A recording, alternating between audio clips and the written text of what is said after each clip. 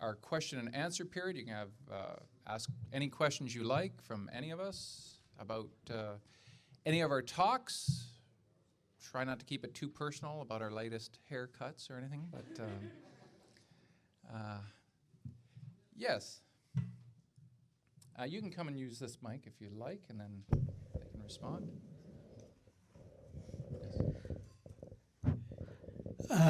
Professor Christopher, I'm very much delighted and enlightened rather to listen to your explanation about ethics. But the vital thing came, the point of sincerity. So the religions failed to develop the sense of sincerity by the induction of fear of a supernatural being. And in the present situation also, where myself, I am feeling that there is a contradiction between, the economy, money, luxuries, and sincerity. So most of the times we're finding, suppose I'm from India, and India is famous for its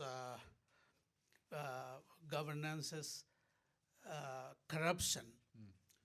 So the thing of corruption is mostly dependent on money and economy, and people are insecure, and they want to collect more and more money, and the crabbing of collecting money is creating corruption.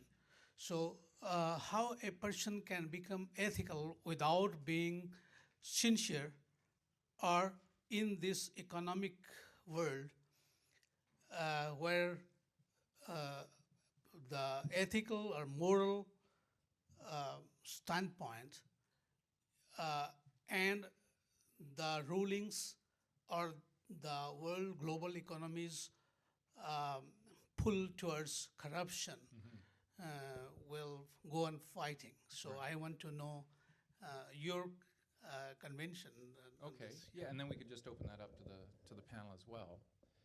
Yeah, that's a great question. The world's not going to change overnight. That's for sure.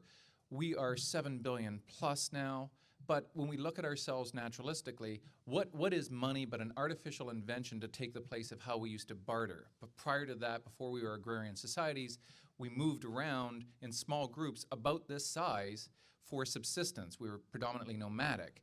So essentially, a lot of people like having stuff. They like resources. They like the ability to be able to do things. And money, this artificial invention that we came up with, allows people to do this more than other people can do it. So there is a natural inclination to want to have this stuff. It's not going to be easy to let people know that we can help others less fortunate than ourselves can benefit from our generosity. But look at Buffett and Gates and people like that who do have an awful lot of money, who are doing something with it in terms of philanthropic interest.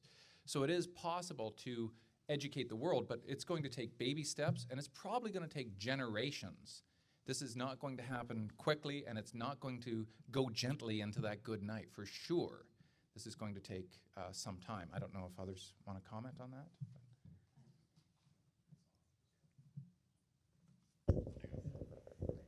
Another thing about having a lot of money is you get positional goods. If you have a lot of money, that gives you not just the stuff you can get with money, it gets you the satisfaction, as Chris said, of having more than other people. And I think a big problem for ethics is the profound lure of the pleasure of inequality. You know, the pleasure for a few of being at the top of the stack. And that's just something we need to keep in mind. I'm not even sure. Yeah, and to some extent, of course, it's an ethical question, but when you look at it more honestly and you look empirically at it, what you find is in societies that are fairly wealthy and fairly egalitarian, look at Scandinavian societies, for instance, you have very, very low levels of corruption to begin with. And if you care about corruption, then the smart way to go about it is simply to ensure that you lift lots and lots of people up to a fairly comfortable standard of living. And yeah, you can ethicize as long as you want about it, but there's a very pragmatic way to go about all these things. And you can, of course, also decide to have societies like the US or like China or India, where you have very high levels of corruption, precisely because, or Brazil, for instance, where you have a massive level of inequality. And I think this is at the bottom of it all. Do we have somebody else who would like to come on up? You can just hand them the mic. My question's for Mr. Cromwell, but if anybody else wants to weigh in on this, that'd be great too. In your presentation, you made it clear that shovels, swords, even helicopters are effective against zombies. Presumably, these tools are not so effective against people who are expressing racist ideas. Which might get back to the previous question about ethics. What other tools would you recommend instead? So the limitation of my allegory there is that I showed a lot of people killing zombies. I'm not suggesting that we go out and kill everyone who says something that's racist. And unfortunately, there was just so much that I needed to cram in to the 30 minutes that I didn't really get time to break that out. So I'm glad you asked that question. The shortest answer is that I don't know. What I do know is that we don't make progress on anything until we identify it as a problem. Until we say, look, here's a thing, we need to make it better. So whether that's inequality and corruption is related to the last question, or whether it's racism, or whether it's the harms that can be caused by religion or by entrenched things like oppressions like misogyny or colonialism, there are things that we have to look at and be able to detect before we can do anything about it. I have, I guess, an optimistic view of people, at least people in this country, but most people, I think, recognize that racism is unfair and harmful, and that if they have the ability to recognize it, they can, at the very, very least, avoid doing it.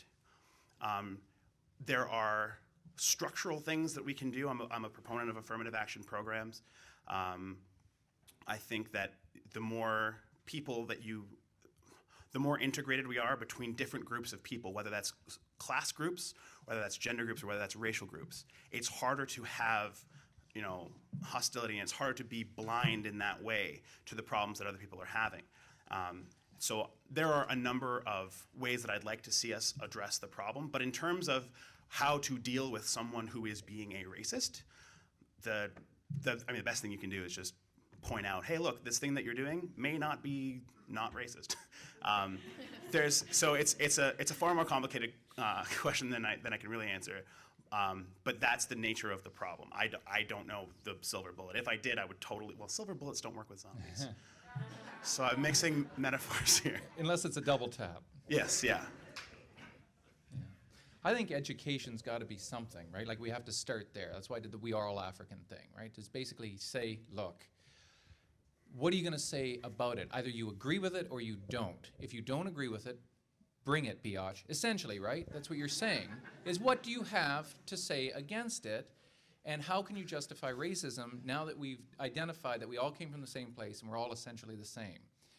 Now, I don't want to sound, too much like a hippie, but the fact of the matter is, when we know what's going on in the Middle East, we see that, and I know we're not there, and our friends and family haven't been killed. But the fact of the matter is, 5,000 years ago, those people's ancestors were brother and sister. And they're fighting over entirely irrelevant reasons, but nonetheless, it's happening. So, Ian, I'm not suggesting we're going to march into the Middle East and, everybody's going to listen, and everybody will, what were we thinking? But it will begin in baby steps, and it has to start somewhere. And I think education is the first strategy, the first approach. Can I say something about that? Something from my own experience. In talking about these two questions, the one about racism and the earlier question, I grew up in Texas and the Deep South and was very racist. And one of the things that helped me get away from that, at least in my own mind, was to travel. I went other places. I lived in California and Arizona and here in New York. And in these questions, we're kind of assuming there's an us who are enlightened and we don't have these problems, and a them who are the problem. But it's also us. I mean, there are people in this room who have this problem with racism or this other problem. And the thing that I could encourage you to do is travel, go other places, talk to other people, see other parts of life that are different from what you grew up with. It's one of the ways that you can look back on your own culture or your own people and realize that the things that you were doing, which you assumed were the best ways or the only ways, the good ways, might not always be. You go out there and you get the insight into who you are. So travel, talk to other people, do other things, experience life in the fullest way possible. Next question. Alrighty, well, I guess this is kind of a variation of the earlier question you were asked, Ian. It's a little more specific, I guess. But one thing I've been bumping up against myself is whenever I talk about people always say, oh, there aren't enough people of color, not enough women in atheism or skepticism. Like, why don't they come? And I try to explain, well, it's tough to be the token. Their response is, well, if I were the only white male in a gathering, I would work for more diversity. And I'm not sure if there's a quick way to respond to that sort of claim, but I was wondering if you had some sort of notion as to how one could quickly respond to something like that. Well, I mean, you only really need one finger to respond to that claim. So that's the quickest way. No, yeah, that's the one. More seriously, though, I think this is I'm about to get real metaphysical here. I think this is the challenge of the human experience, is that for those of you, some of you may recognize this illusion. I used to ski, and I used to wear, you have to wear goggles when you ski, otherwise your eyes get irritated, obviously. And the goggles are always tinted orange so that you don't get glare off the snow. So you'll be skiing, you'll put in, 5 or 6 hours, and then you'll get off the hill, and you'll take your goggles off, and everything is just more blue than you could possibly, like, you don't remember the world being that blue before.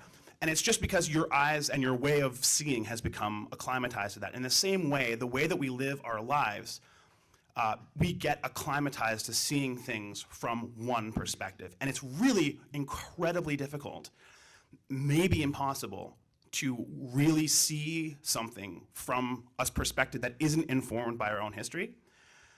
So that's where if I was in that situation, I would just whatever. That's where that comes from. And we see that there was an article, I think, in Forbes about a guy who said, I don't understand why poor black kids just don't go to the library if they can't afford computers. Just go to the library, and they have a computer there, and you can work on that, and that's fine. So, I mean, my kids, I realize they have computers, but they're smart enough to know. And it was one of those things, people trying to patiently explain to him, there's more to being poor than just not having stuff. There's more to being disenfranchised than just not having stuff. So in other words, there is no fast way to respond to that, except to say that the way that each of us sees the world is not necessarily an objective one, and that if you can get people able to step outside their own personal narratives, their own personal history, by reminding them of times when they've seen someone else make an unfair comparison, then they may be more likely to respond appropriately. And if not, you can always just give them the finger. Does anyone else want to offer comments or physical gestures? Next question. The gentleman in blue.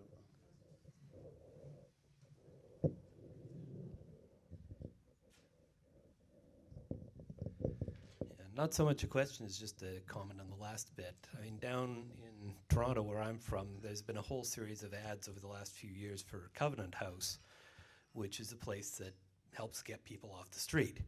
And their entire ad campaign has been based on, why can't poor kids just get a life?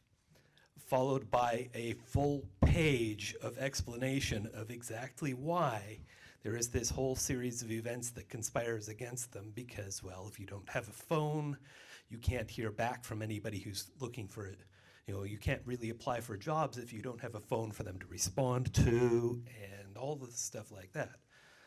I have no idea how much those ads have been sinking into the public consciousness, but you know, people have been working that approach.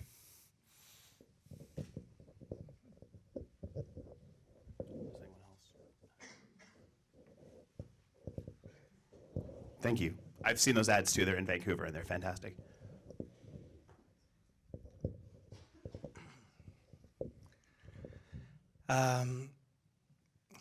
My question is a little bit backward. We can sit here and we can talk about racism and how we're going to react, but a lot of the communities we're trying to get into, they lock themselves up. How do we make those communities unlock?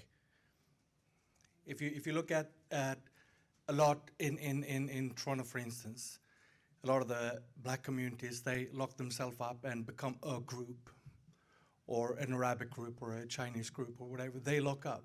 How do we consciously get into those groups and unlock them? Because they are promoting racism in a way.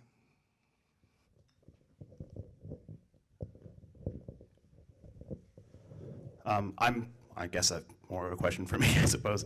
The first thing is to understand why the groups are aggregating the way they are. There's like a lot of really good reasons why a group might collectivize in the face of an overwhelming political, financial, social majority group. And when you have a history of groups not being allowed access into certain social spheres,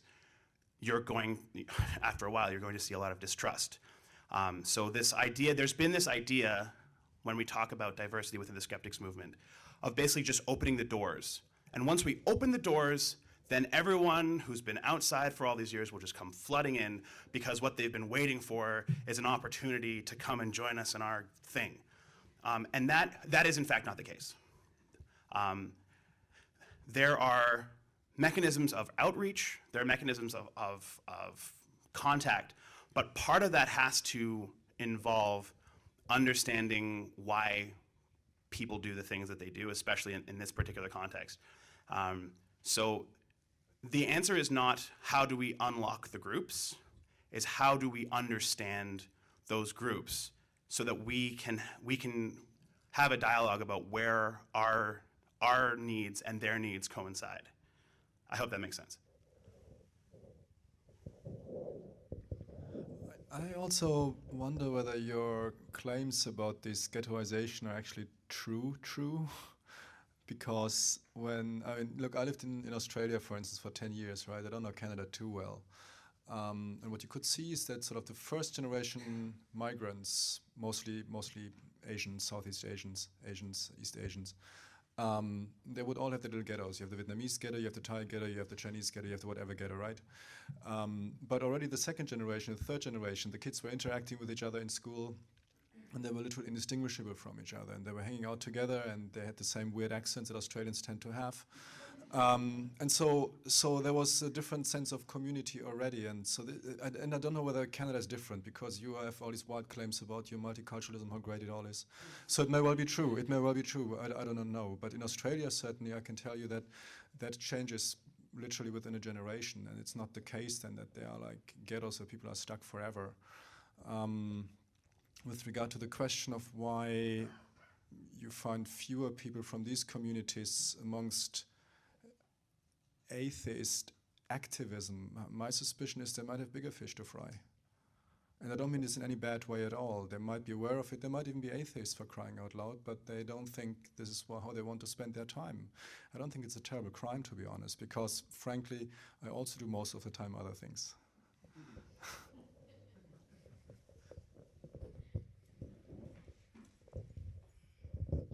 Hi, I had a question about the umbra of becoming idea, and this idea of a gradation between how much ethical agency an individual has.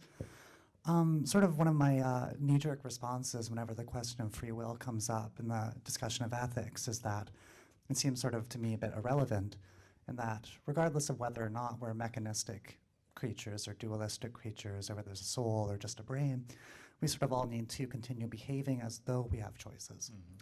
And that seems to occur almost in any given context. Regardless of how much outside social pressures or internal biological pressures there are that are adapting the context, we still believe that we have a choice. An addict might think that he is choosing to rob a liquor store in order to pay for his habit, but that's obviously a context that's influencing that decision. Sexual consent can be a complicated thing. As a sex worker who is extremely poor, consenting to sex with a extremely wealthy man, does that power imbalance affect whether that's a genuine consent or not? And so I wonder about, if we're looking at this sort of gradated level of agency, how do we draw those lines in terms of when the choice actually stops being choice, and how do we make sure that we're being ethical in how we're ascribing that line? Yeah. Yeah, there was one other thing, but I forget it. Okay. Sorry. Well, you've touched on a central issue that we're going to have to consider, and that is, to what extent do people actually freely act, or if none of us freely act, then to what extent did we have the capacity to self-reflect and to understand the context in which we were in, and to know that what we were doing in relation to the value system that we were acting according to within a given context. So this isn't easy stuff. This is very difficult stuff. And so these are the types of things we have to work through in terms of holding people accountable legally and morally. So this is going to require very complex, very detailed type of thinking in order to try to make those determinants. Some cases clearly fall on one end of the spectrum, where somebody might have, a woman might be suffering from postpartum psychosis and takes her own life, and you think, okay, and the life of her child. And we think, okay, so those were causal factors that brought about changes in her brain states that led her into a feeling of depression that caused her to commit suicide, and we can see it in kind of a linear fashion. It's the other areas that are not so clear-cut, right, that are in the less shadowy areas in that umbra of becoming, where we're going to have greater and greater difficulty. Okay. Yeah, the thing I was worried about actually too is that is there a danger in looking at this gradation of agency that we're going to overprivilege biological influences and contexts in contrast to social or economic contexts? Like saying that postpartum depression is a legitimate context that's modifying things, the grapefruit-sized tumor is legitimate, but your level of poverty isn't. You know, I'm just a bit worried about that influence.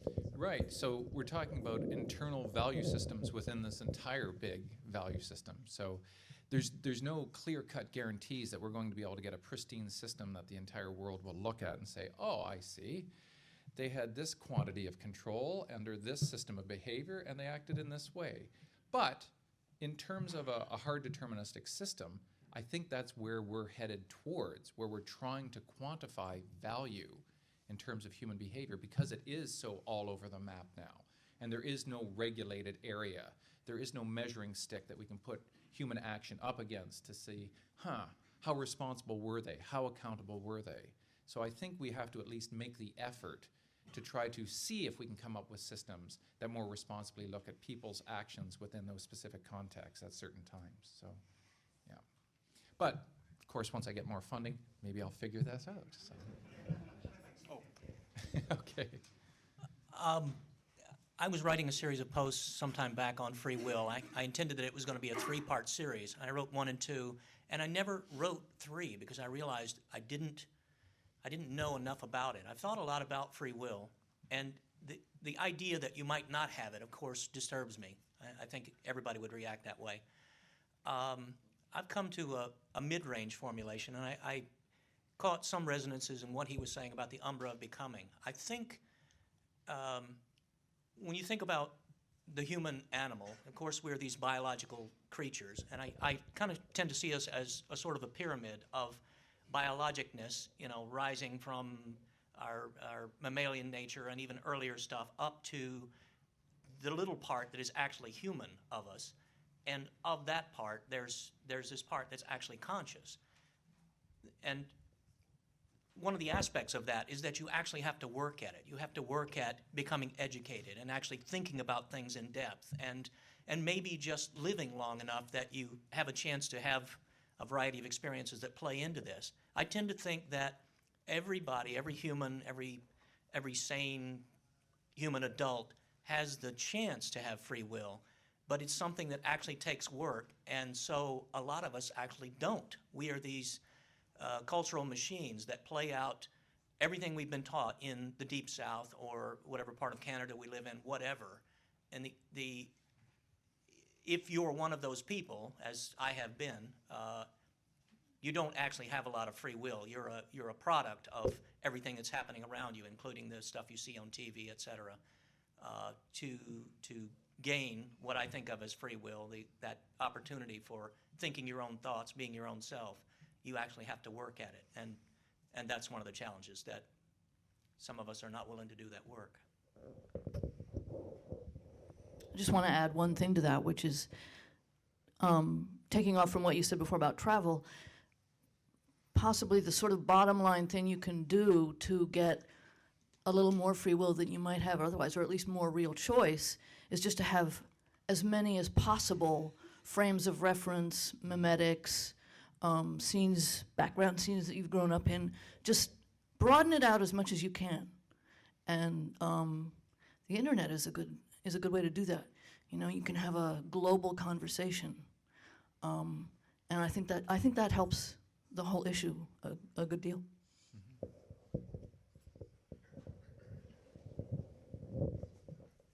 Thank you. Gives me a question for all the panelists. Basically, how people think the world's going, sort of good or bad, seems to be what they tend to focus on. If you read a lot about the stuff in the Middle East, you might be a bit depressed and think war is increasing. If you read Steven Pinker's book, you think, okay, over a longer trend line, things are all working out in the right way. And so because you have different but overlapping areas of focus, ethics, bioethics, maybe more gender, race, and so on, I was wondering if you could share with us what you think are sort of what you're hopeful about over time, and then what you're kind of pessimistic about, some recent developments we might not be aware of as much as all of you are. Thank you. So you want a wrap up from a bioethics perspective of the state of the world in 2 minutes? And go. Okay, and go. So I have to be honest. I'm very optimistic. I think if we get the environmental problems under control, the rest is going really well, because we have ever more wealth in the world. So people live better, they live longer than before, they live healthier than before. We'll probably be able to finally find ways to create meat without torturing animals to death. We will be able to have personalized medicine at a level and sophistication that we have never seen before. That is all really exciting. The crucial issue is access. And if you manage to do that, we'll be so much better off than any generation before us. So I think it's wonderful where it's going. The other part is, from my perspective, assisted dying. Some of you mentioned this before. We get ever more jurisdictions that do that. We don't see serious negative effects. I hope we'll be lucky in Canada to have the same in a year's time when the Supreme Court looks at this. But either way, from my perspective, most things are going in the right direction. I'm biased, you can tell. I think whether or not I'm optimistic or pessimistic depends on what's the most recent thing I've read. I tend to oscillate from 1 minute to the next. You know, I read a BBC article about some horror somewhere in the world, and I become very pessimistic, but then a few minutes later I read something a good deal more positive, and my mood changes instantly. So just keep turning the page.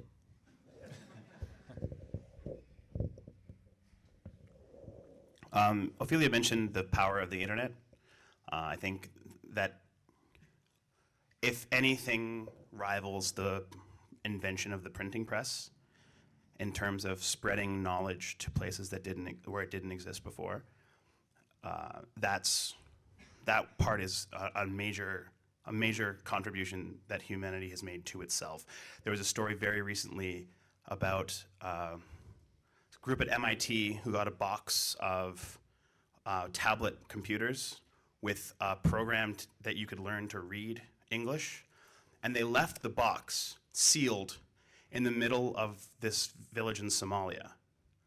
They just left it. They didn't give anyone instructions. They didn't tell them what it was. They just left it. And in 5 or 6 months, the kids in the village had hacked the OS. So it's hard for me to say whether I'm optimistic or pessimistic about things, because I don't think humanity is any different than we were 50,000 years ago, 5,000 years ago. I think we're going through the same problems. I think we're always on the cusp of something great, and then a new problem comes along. And I mean, unless Hank's beta culture works out, I don't know, short of a major shift in the way that human beings are and operate, I don't see us making any meaningful changes to the way that our society that comes from a particular arc of history. I don't see how that changes. So I am neither optimistic nor pessimistic. I'm just trying to get through the day and hopefully not hurt anybody in the process. The question assumes that a simple dichotomy between optimism and pessimism is necessary, and you have to fall on one side of the line or the other. And I think you can hold both of those things and all the gradations in between in your head. A lot of social questions, when I'm looking at them, I tend to see them graphically, and here's this graph, and there's a line of the good things that are happening, but there's also a line of the bad things that are happening, and at some point those lines intersect, and I'm not sure where that is. The bad stuff worries me a great deal, and I actually think optimism per se is misusable, that you can be a total asshole, just living in a wreck of a life and causing your neighbors to be dragged down too, and still feel like you're living the good life. And, you know, worldwide, we in the intellectual community of which I'm a part, a small part, tend to be optimistic about things, that technology is going to solve things, that everything's going to work out, and that we good people will overcome these problems, not only in our own lives, but in the world around us, and good stuff will happen. And that assumption alone has a danger in it that we will not do the work that must be done in order to make things be better. So we got stuff to do. I'm cautiously optimistic that the singularity is just around the corners. Okay. It's noon. Yeah, it's lunchtime. Lunchtime. I'm optimistic about sandwiches.